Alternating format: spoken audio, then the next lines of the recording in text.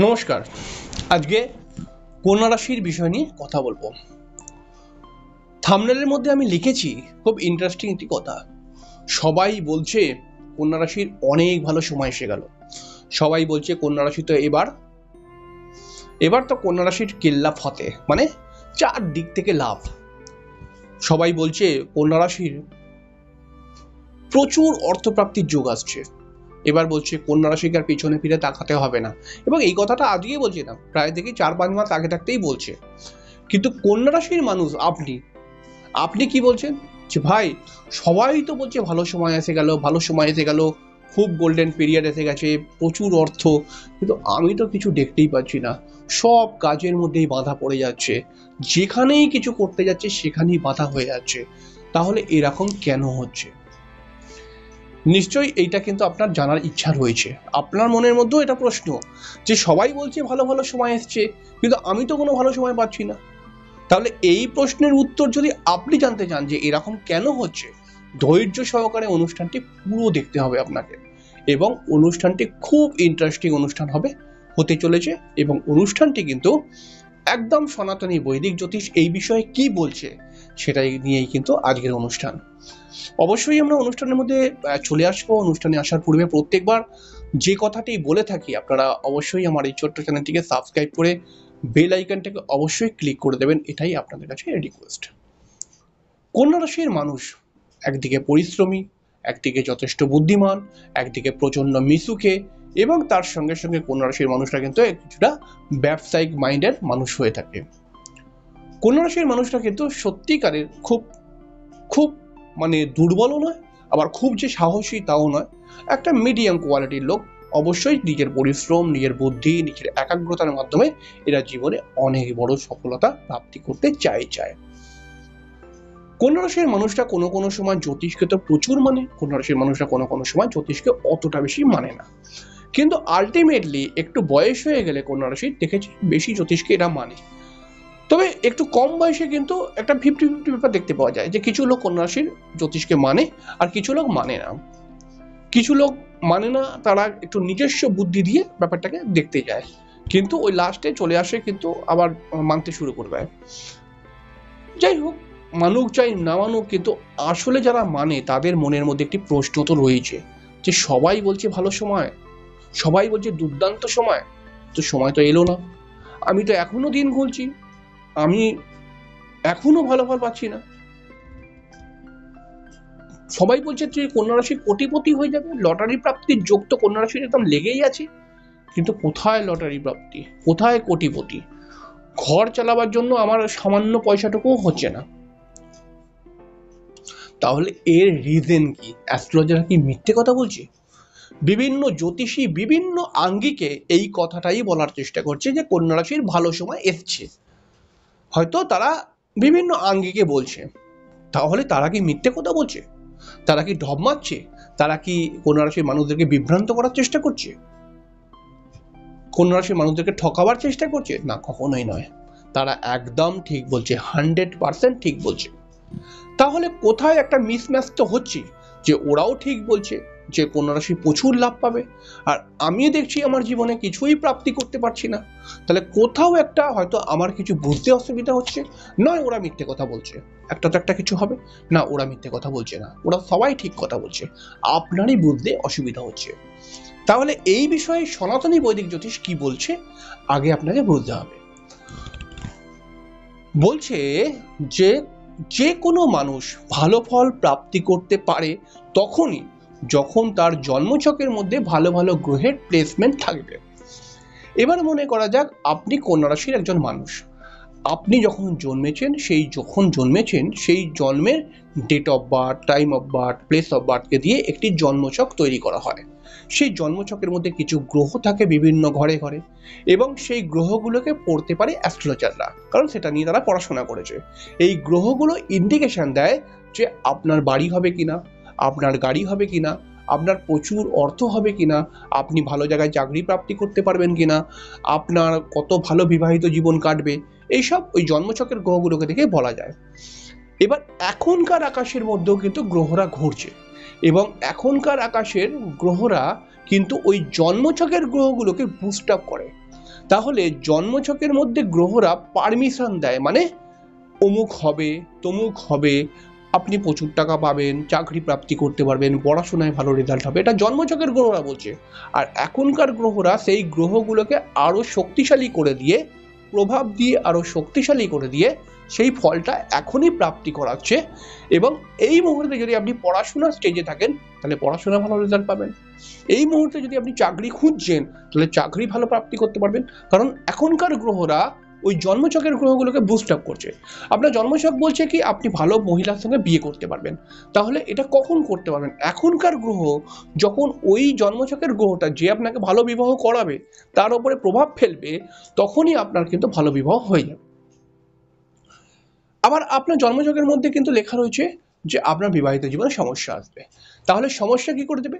এখনকার কোনো অশুভ গ্রহ যখন জন্মছকে যে গ্রহটি বিবাহিত জীবনে সমস্যা দেওয়ার কারক সেই গ্রহটিকে প্রভাব দেবে, তখন এখন সমস্যা অনেক বেশি দেখতে পাওয়া যাবে।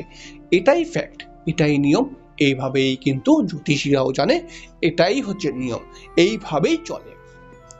কিন্তু আপনি ব্যাপারটাকে বুঝতে পারছেন না, আপনি মনে করছেন শুধুমাত্র জন্মছকের মধ্যে মানে এখনকার আকাশের গ্রহরা ভালো ভালো জায়গায় চলে আসলে পারে আমি ভালো ফল প্রাপ্তি করতে পারবো। না, প্রাপ্তি করতে পারবেন না, পারবেন কত? 5%। তাহলে এর ব্যাপারটাকে আমি বুঝিয়ে দিই। বিষয়টা হচ্ছে দেখুন, জন্মছকের মধ্যে কোনো পারমিশন নেই, ঠিক আছে? হয়তো জন্মছকের মধ্যে ভালো চাকরি পাওয়ার কোনো যোগই নেই। এখনকার আকাশের গ্রহ ভালো জায়গায় চলে এসছে আপনার রাশি সাপেক্ষে, তাহলে একটি ভালো জায়গায় চলে আসার জন্য, ভালো ফল প্রাপ্তি করার জন্য, তাহলে একটি ভালো চাকরির কথা হতে হতে আর হবে না, এইটুখানেই ফল দেবে। তার মানে কি রকম ভাবে ব্যাপারটা বুঝতে পারছেন? এবারে কিছু কিছু জন্মছক রয়েছে যে তাদের জন্মছক ভালো কিন্তু তাদের কপাল খারাপ। কপাল খারাপ কেমন? হয়তো তাদের জন্মছক ভালো কিন্তু তারা রাহুর দশা, কেতুর দশা, শনির দশা এই সময় চলছে। তখন এই দশাগুলো কি করে? এই দশাগুলো কিন্তু যে কোনো ভালো ফলকে আটকে দেয়, যে কোনো জায়গায় সংঘর্ষ বাড়িয়ে দেয়, যে কোনো কাজ হতে হতে হতে দেয় না, এবং অযথা ঝুট ঝামেলা লাইফের মধ্যে নিয়ে আসে। এবং এই দশাগুলো যখন চলবে তখন কিন্তু একটি বিশেষ সময় অবধি চলে, বেশ অনেকগুলো বছর ধরে চলে। তাহলে একটা মানুষ যেই সময় গ্রোথ করার বয়স, মানে উন্নতি করার বয়স, সেই সময় যদি এখন ধরো মনে করে যাক শনির দশা চলে আসলো, তাহলে অনেকগুলো বছর তার নষ্ট করিয়ে দেবে এই দশাটা। এবারে আর একটা প্রবলেম ক্রিয়েট হয়, আপনার জন্মছক ভালো, তার ফলে পরেও আপনি ফল পাচ্ছেন না সেরকম ভাবে, হয়তো পাচ্ছেন কিছুটা কিন্তু সেরকম ভাবে পাচ্ছেন না। এর কারণ কি হতে পারে? আপনার লগ্ন, জন্মছকের মধ্যে লগ্ন পঞ্চম নবম স্থানের মধ্যে কোনো অশুভ গ্রহের প্রভাব রয়েছে আর শুভ গ্রহের কোনো প্রভাবই নেই। এর ফলে কিন্তু আপনি মিরাকেল ভাবে হঠাৎ সমস্যার সম্মুখীন হয়ে যাবেন। যে কোনো কাজ ভালোভাবে শুরু করতে যাবেন তার খারাপটা নেগেটিভ হয়ে কিন্তু প্রকাশিত হবে।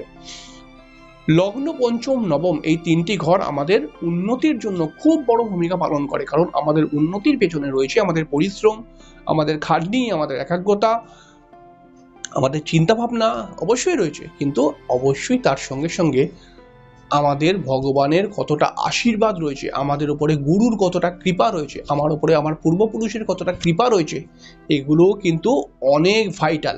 এবং এগুলো আসে ওই লগ্ন পঞ্চম নবম থেকে।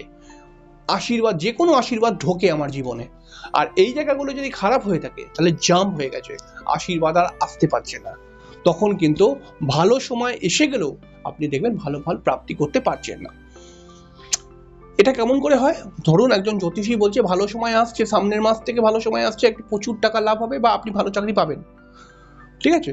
আপনি কোনো জ্যোতিষীর কাছে গেছিলেন, সেও বলছে আপনার জন্মছক ভালো রয়েছে, ঠিক আছে, কিন্তু তারপরেও জন্মছক ভালো রয়েছে বা কোনো সমস্যা নেই, তারপরেও আপনি ভালো ফল পাচ্ছেন না, এখানে কিন্তু লগ্ন পঞ্চম নবমের জায়গাটা খারাপ হয়ে আছে, এটা বুঝতে হবে, এটাই ফ্যাক্ট।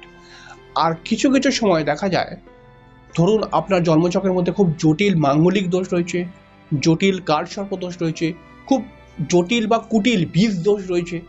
এই দোষগুলো কি করে, যে কোনো ভালো ফলকে না ও খারাপ করিয়ে দেয়।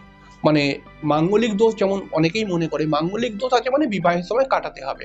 আমি এরকম বহু ক্লায়েন্ট পেয়েছি, তারা মাঙ্গলিক দোষ কথাটা শুনে খুব ক্যাজুয়াল, যে ও ঠিক আছে তারা বিবাহের সময় কাটিয়ে দিতে হবে, এরকম তারা বলে।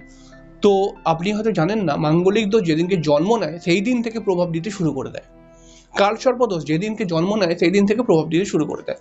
বিভিন্ন অ্যাস্ট্রোলজার নিজেকে ফেমাস করার জন্য বলে কালসর্পদোষ বলে কিছু হয় না, মাঙ্গলিক দোষ বলে কিছু হয় না, নিজেকে ফেমাস করার জন্য বলে। কিন্তু আমি বলছি আপনাকে 100% হয়। আমি যত জন্মছক দেখেছি আমি তো পেয়েছি, ঠিক আছে? তো বীজ দোষ অবশ্যই আপনার উপর এফেক্ট দেবে এবং আপনার চরিত্র, আপনার যে নেচার, এর উপরে অবশ্যই প্রভাব ফেলবে। তাহলে এই যে জ্যোতিষীরা বলছে যে ভালো হবে ভালো হবে, ভালো সময় আসছে, তাহলে ভালো সময় কি আপনি পাবেন না? আপনার জন্মছকে যদি পারমিশন না থাকে আপনি ভালো সময় কখনোই দেখতে পাবেন না। আর আপনার জন্মছকের মধ্যে যদি ভালো পারমিশন থাকে কিন্তু তারপরেও আপনি ভালো সময় পাচ্ছেন না, তাহলে সেখানে আপনাকে রেমিডি করতেই হবে।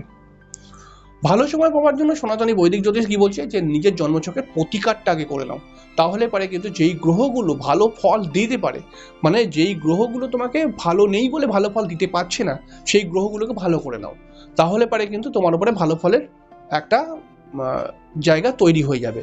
তাহলে এর জন্য আপনাকে নয় প্রতিকার করতে হবে, নয় আপনাকে দাঁতে দাঁত চেপে বসে থাকতে হবে চুপচাপ, আর নয় আপনাকে দেখুন ভগবানের, অনেক মানুষ বলে যে দাদা ভগবানের পূজা পাঠ করলে বা ভগবানের মন্ত্র জপ করলে হয় না।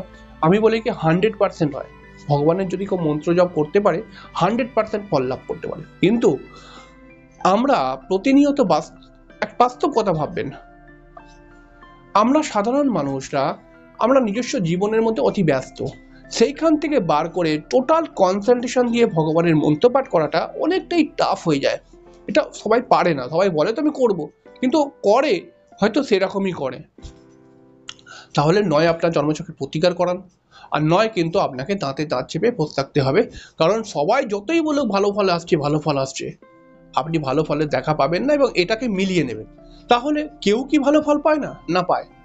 90 জন 100 জনের মধ্যে 90 জনই সেইভাবে ভালো ফল প্রাপ্তি করতে পারে না, এবং 10 জন কিন্তু অবশ্যই প্রাপ্তি করে নেয়, কারণ তার জন্মছকও ভালো, তার জন্মছক ভালো নয় তার জন্মছকে রেমেডি করা আছে। এই জন্য দেখবেন কমেন্ট বক্সে লেখে, অনেকেই লেখে দেখবেন যে স্যার আপনি বলেছেন ভালো সময় আসবে, আমি কিন্তু বুঝতে পারছি ভালো সময় এসে গেল।